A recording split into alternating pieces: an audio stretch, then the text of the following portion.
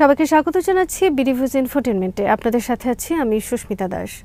France ও যুক্তরাজ্য সহ ২৫টি দেশের একটি জোট ইসরায়েলকে গাজায় তার ২১ মাসব্যাপী যুদ্ধ শেষ করার আহ্বান জানিয়েছে এবং বলেছে যে ফিলিস্তিনের গণমানুষের দেয়ালে পিঠ ঠেকে গেছে, কেননা তাদের ভোগান্তি আর কষ্ট এখন আর সহনীয় কোনো অবস্থানে নেই। সর্বশেষ এক যৌথ বিবৃতিতে দেশগুলোর সকল পক্ষ এবং আন্তর্জাতিক সম্প্রদায়কে একত্র হয়ে এই ভয়াবহ সংঘাতের অবসানের জন্য একটি তাৎক্ষণিক, নিঃশর্ত এবং স্থায়ী যুদ্ধবিরতি করার আহ্বান জানায়।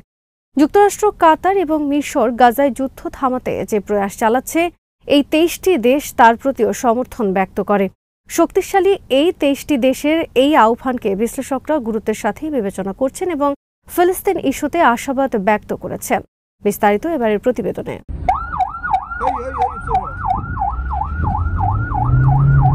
বিবৃতিতে স্বাক্ষরকারী দেশগুলোর মধ্যে বেশ কয়েকটি ইউরোপীয় ইউনিয়নের দেশ রয়েছে, তবে জার্মানি নেই। জার্মানি নিজেদের অবস্থান স্পষ্ট করে বলেছে তারা তাৎক্ষণিক যুদ্ধবিরতির পক্ষে আরও কিছু পদক্ষেপ নিতে প্রস্তুত রয়েছে। যুক্তরাজ্য, অস্ট্রেলিয়া, কানাডা এবং ফ্রান্স সহ ২৭টি দেশ মিলে ফিলিস্তিনিদের মানবিক মর্যাদা থেকে বঞ্চিত করার জন্য ইসরায়েলকে নিন্দা জানিয়েছে এবং অবরোধ তুলে ত্রাণ প্রবাহ নিশ্চিত করার আহ্বান জানিয়েছে।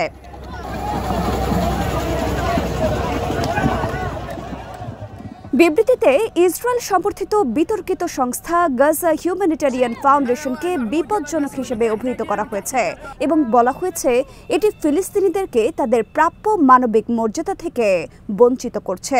যৌথ বিবৃতিতে ফিলিস্তিনের সেই বেসামরিক নাগরিকদের হত্যার নিন্দা জানানো হয় যারা পানি ও খাদ্যর মতো তাদের প্রাথমিক চাহিদা পূরণের চেষ্টা করছিল। প্রতিটি ফোঁটা সাহায্যের আড়ালে ইসরায়েল অমানবিকভাবে মানুষ হত্যা করে যাচ্ছে। বেসামরিক নাগরিকদের মৌলিক চাহিদা পূরণের বিষয়টি ইসরায়েল সরকার যেভাবে অগ্রাহ্য করে যাচ্ছে তা মোটেও গ্রহণযোগ্য নয়। বিবৃতিতে আরও জোর দিয়ে বলা হয় এবং ইসরায়েলকে আন্তর্জাতিক মানবিক আইনের অধীনে তাদের দায়বদ্ধতা মেনে চলার আহ্বান জানানো হয়।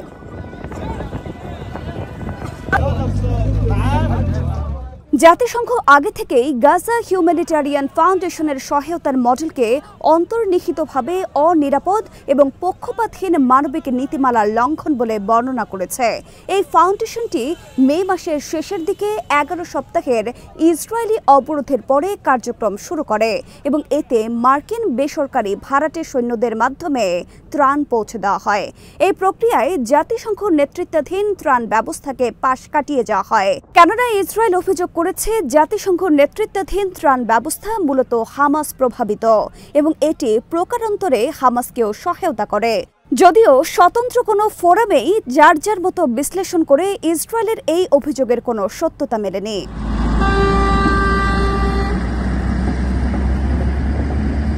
এদিকে প্রায় ৬০ জন ব্রিটিশ এমপি ও পার্লামেন্টের সদস্য ইসরায়েলে অস্ত্র রপ্তানির উপর সম্পূর্ণ নিষেধাজ্ঞা এবং সামরিক রপ্তানির জন্য লাইসেন্স অনুমোদনের বিষয়ে সরকারের স্বচ্ছতা দাবি করেছেন।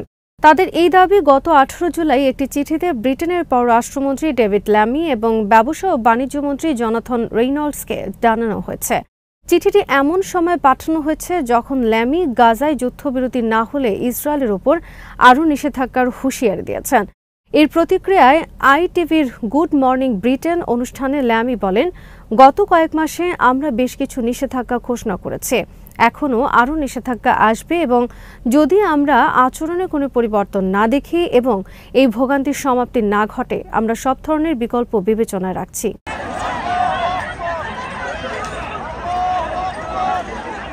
তবে যারা এই চিঠিতে স্বাক্ষর করেছেন, যেমন জারা সুলতানা, জন ম্যাকডোনেল ও জেরেমি করবিন, তারা বলেন যুক্তরাজ্য সরকারকে ইসরায়েলের সব ধরনের অস্ত্র রপ্তানি তাৎক্ষণিকভাবে বন্ধ করতে হবে, নইলে গণহত্যার সহভাগী হওয়ার ঝুঁকি রয়েছে। লেবার এমপি স্টিভ উইদারডেন, যিনি এই চিঠির উদ্যোক্তা, তিনি আরও স্পষ্ট করে বলেন যেসব যন্ত্রাংশ দিয়ে ইসরায়েল যে যুদ্ধবিমান ব্যবহার করে গাজা ধ্বংস করছে সেগুলোর ১৫% ব্রিটিশ তৈরি করেছে এবং আমরা এর দায় এড়িয়ে যেতে পারি না।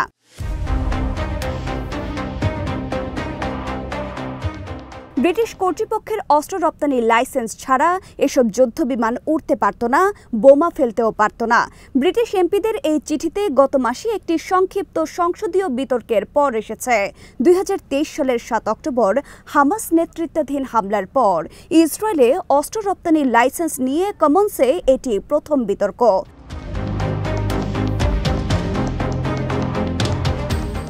এমপি এবং পার্লামেন্ট সদস্যরা 2024 সালে যুক্তরাজ্য থেকে ইসরায়েলে অস্ত্র রপ্তানির বিষয়ে এক্সপোর্ট কন্ট্রোল জয়েন্ট ইউনিট বা ইসিজেইউ থেকে প্রকাশিত তথ্যের ব্যাপারে স্পষ্টতা চেয়েছেন।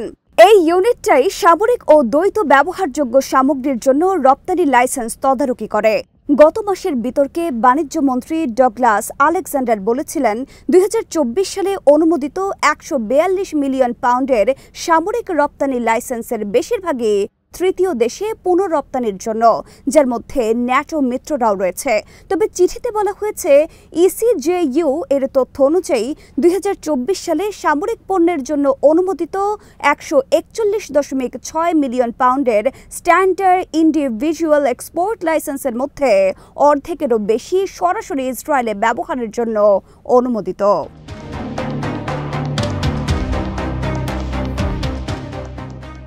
আলেকজান্ডার আরও বলেছিলেন যে গত বছরে ইসরায়েলের সামরিক রপ্তানির জন্য 120 মিলিয়ন পাউন্ডের বেশি, যা মোট মূল্যের প্রায় 85%। ইসরায়েলি কোম্পানি থেকে একটি নির্দিষ্ট ন্যাটো মিত্রের জন্য একক প্রোগ্রামে সামরিক সামগ্রী রপ্তানির জন্য যন্ত্রাংশ এর মধ্যে ছিল। ব্রিটিশ এমপি এবং পার্লামেন্ট সদস্যরা সরকারের কাছে জানতে চেয়েছেন কোন ন্যাটো মিত্রের জন্য এটি ছিল, সেই প্রোগ্রামের নাম ও প্রকৃতি কী এবং এটি কখন প্রতিষ্ঠিত হয়।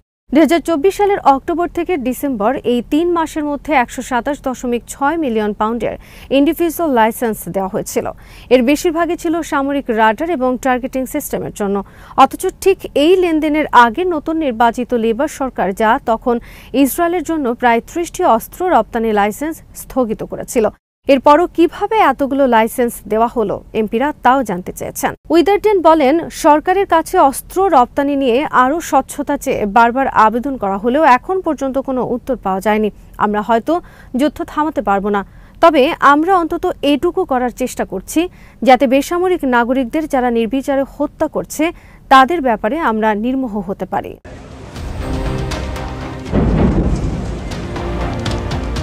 গত মাসে হাইকোর্ট রাইটস গ্রুপগুলোর করা একটি চ্যালেঞ্জ খারিজ করে দেয়, যেখানে তারা ব্রিটেনে তৈরি F-35 যুদ্ধ বিমানের যন্ত্রাংশের রপ্তানি বন্ধ করতে চেয়েছিল। কেননা ব্রিটেনের এই বিমানগুলো গ্লোবাল সাপ্লাই পুলের মাধ্যমে পরোক্ষভাবে ইসরায়েলে পাঠানো হচ্ছিল।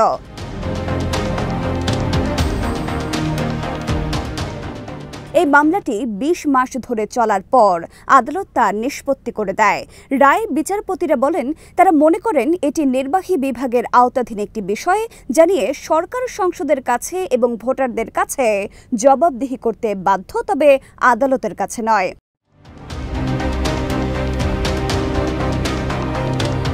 ইউরোপীয় দেশগুলো যেদিন গাজায় যুদ্ধ থামানোর জন্য সমন্বিত এই ঘোষণা দিচ্ছে, সেই একই দিনে তারা গাজার কেন্দ্রস্থলে বেঁচে থাকা শেষ কয়েকটি নার্সারির একটিতে বোমা নিক্ষেপ করে। এই বোমা হামলায় অনেক শিশু আহত হয়, যাদের অনেকের পিঠে ব্যাগ ছিল এবং তারা রক্তে ভেজা অবস্থায় সাহায্যের জন্য শিক্ষক ও পথচারীদের ডাকছিল।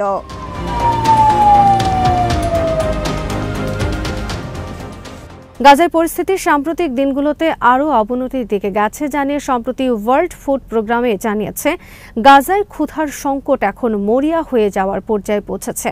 ওয়ার্ল্ড ফুড প্রোগ্রাম এক বিবৃতিতে জানায়, মানবিক সহায়তার অভাবে মানুষ মারা যাচ্ছে, পুষ্টিহীনতা বেড়ে যাচ্ছে এবং 90,000 নারী ও শিশু জরুরি চিকিৎসার প্রয়োজনীয়তায় রয়েছে।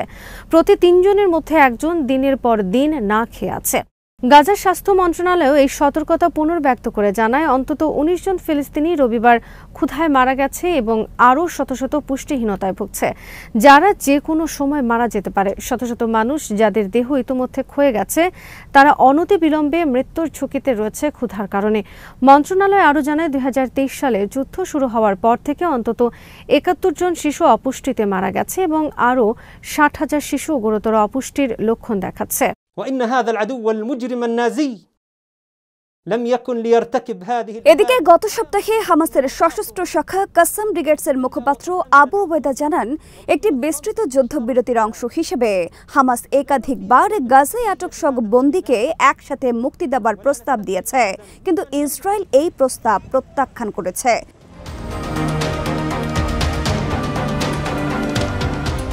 চলতি সপ্তাহের শুরুতে একবার শোনা গিয়েছিল যে গাজায় আটক বন্দীদের পরিবারের সদস্যরা এক প্রতিনিধির মাধ্যমে হামাসের সাথে যোগাযোগ করেছেন যুদ্ধবিরতি আলোচনা নিয়ে। সূত্রগুলো জানায়, বন্দীদের পরিবার নেতানিয়াহু একটি চুক্তি নস্যাৎ করার চেষ্টা করছেন বলে আশঙ্কা করার পর প্রতিনিধি হামাসের কাছে পৌঁছায়।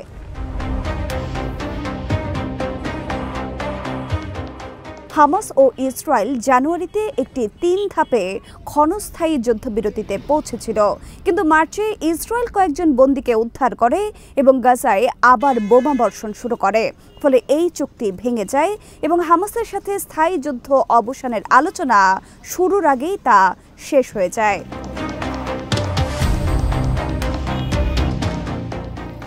আজ এখানেই শেষ করছি।